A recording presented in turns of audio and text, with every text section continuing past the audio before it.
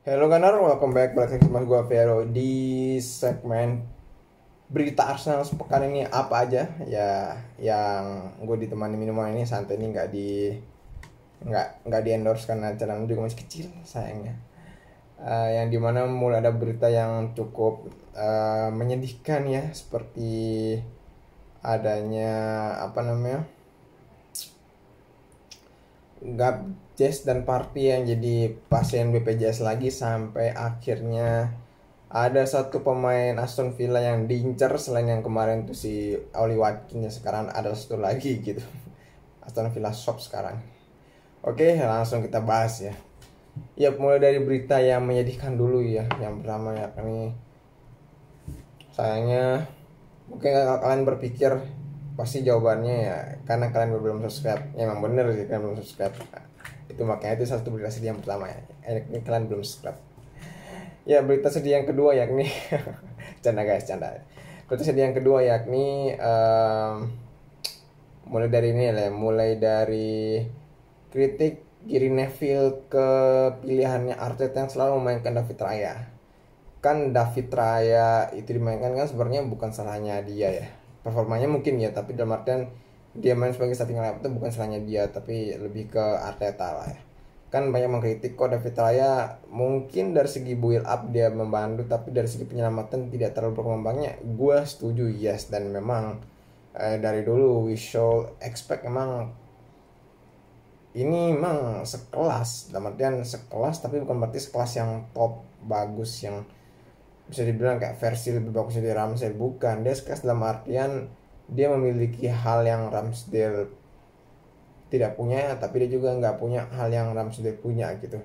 Ramsdale menurut gue masih lebih bagus dari segi refleks ya, tapi bukan berarti Ramsdale bukan tipe kiper build up ya. Dia bisa build up, cuman dibanding build upnya si Raya masih lebih bagus Raya gitu. Itu sih menurut gue ya. Kemudian ada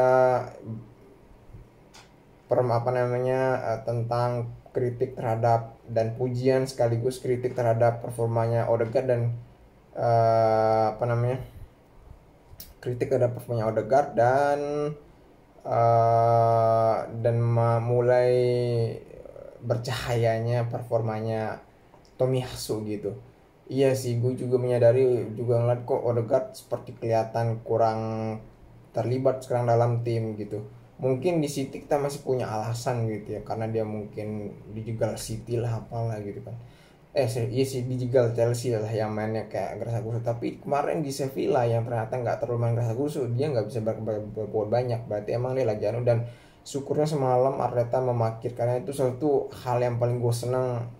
Kayaknya gue mulai meningkat nih kreditnya karena dia mulai kayak berani membangku-canakan pemain yang lagi atau mungkin dia memang membangku-canakannya biar bisa memenangkan Liga 16 besar lawan West Ham nanti tanggal pekan. Mungkin aja loh ya, gue masih mengada-ngada gitu, mengada-ngadoy. Tapi menurut gue ya iya sih, emang Odegaard memang lagi jelek sedangkan Tomiyasu lagi bagus, sehingga mungkin Tomiyasu kenapa dimainkan semalam itu yang reviewnya kalian bisa lihat sebenarnya udah terbit lah ya. Harusnya ketika video ini ada udah terbit video reviewnya, itu lagi bagus lah, sehingga berharapnya mungkin Tomiyasu lah yang main buat gantikan Zinchenko gitu. Kemudian ada tadi gua sempat spill di awal tentang Gabjes yang Partey yang akhirnya BPJS. Yang lucunya ya, Partey itu latihan pak pas latihan bukan pas match, itu lucunya banget. Aduh, mungkin makanya nggak heran nanti ya, berhubungan sama berita transfer nanti ya gue spill di awal Aston Villa gara-gara part yang sering cedera ini sih. Sedangkan Gabjes itu ya mau what do you expect gitu ya. Makanya jangan heran beberapa kali muncul rumor-rumor kayak minggu lalu Oli Watkins sama sayapnya Wolves yang gue sempat bahas di beberapa minggu lalu lagi, lebih lama lagi. Terus kemudian ada berita yang cukup menyenangkan, yakni ya cuma satu sih, cuma statistik doang, yakni bagaimana torehan 9 laga Arsenal, berarti nggak termasuk yang semalam, itu menyamai rekornya Invisible.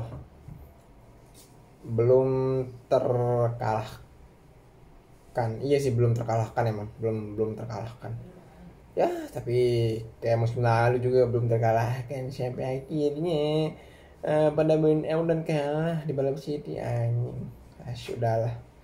Kemudian kita masuk ke berita transfer, yakni pertama, kalian belum transfer jumlah pengikut kalian kepada saya. Maksudnya kalian belum subscribe gitu.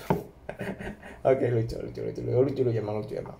Pertama transfer yang pertama yakni adanya rumor Ramsdale ke Chelsea. Ini menurut salah satu jurnalis namanya Jacobs ya, dari Inggris.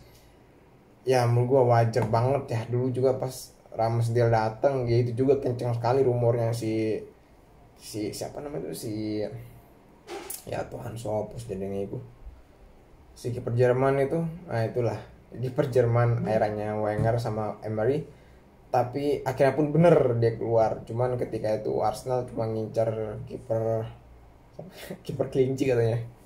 Salah satu pandit online terkenal di Indonesia bilangnya itu kiper kelinci ya. Akhirnya beralih ke siapa itu, jadinya beralih ke kiper Amerika itu ya, Rambo ke Chelsea. Itu ya menurut gua kalau misalkan Rambo ke Chelsea ya gue pengen Sanchez ke Chelsea, kalau enggak Unai Simon gitu, kalau enggak Remiro nya siapa si ada tuh Remiro pemainnya Real Sociedad, salah satu pemain yang menurut yang underrated. Kalau enggak kipernya Lille ada Lille apa pokoknya kiper Prancis ada yang statistik clean sheet-nya itu bagus sekali ya. Ya walaupun sebenarnya itu banyak faktor sih bisa clean sheet. Sama kalau enggak ke Keylor Navas lah ya. Ya paling ujung-ujungnya Reta beli kiper murah di bawah 10 juta lah palingan kalau misalkan berhabis gitu. Tapi gue berharapnya semoga bisa beli Unai Simon ya, atau enggak Sanchez-nya Chelsea ke Arsenal gitu. Kipernya Chelsea maksudnya. Terus kemudian ada rumor tentang Partey hengkang ke Itali. Ini sebenarnya rumor udah lama, akhirnya dibangkitkan kembali. Ini dari Tutto Itali. Ya makanya jangan heran nanti kita bahas yang terakhir ini, yakni akhirnya Douglas Luiz diincer. Douglas Luiz satu pemain yang versatile bukan bermain sebagai sayap back dan tengah, bukan. Dia versatile dalam artian bisa bermain sebagai DM maupun sebagai box to box kayak Declan Rice lah. Tapi sepanjang gue nonton dia baik di cuplikan maupun di match kali Aston Villa, dia lebih ke pakai otot saja pada otot. Declan Rice tuh masih ada ototnya lah, masih ada otaknya. Kalau Douglas Luiz tuh lebih kayak otot aja sih, itu masalahnya dia. Dan dia bisa lah diproyeksikan sebagai DM juga. Walaupun mungkin bukan DM yang ngasih passing keren gitu ya ala Jorginho. Mungkin beberapa kali deklarasi akhir-akhir ini maupun juga Partey bukan dia kayak lebih kayak kalau kalian pernah nonton si siapa namanya tuh kiper apa namanya DM Maroko-nya MU yang lagi dipinjam tuh. Nah kayak gitulah, yang lebih bertahan bukan yang ngasih passing. Ya mirip El Neni gitu. Itu aja mungkin berita sepekan ini nggak terlalu banyak ya, makanya 8 menit biasanya itu sampai 15 menit biasanya beritanya karena cukup banyak.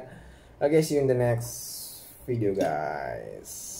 See you in the next video guys.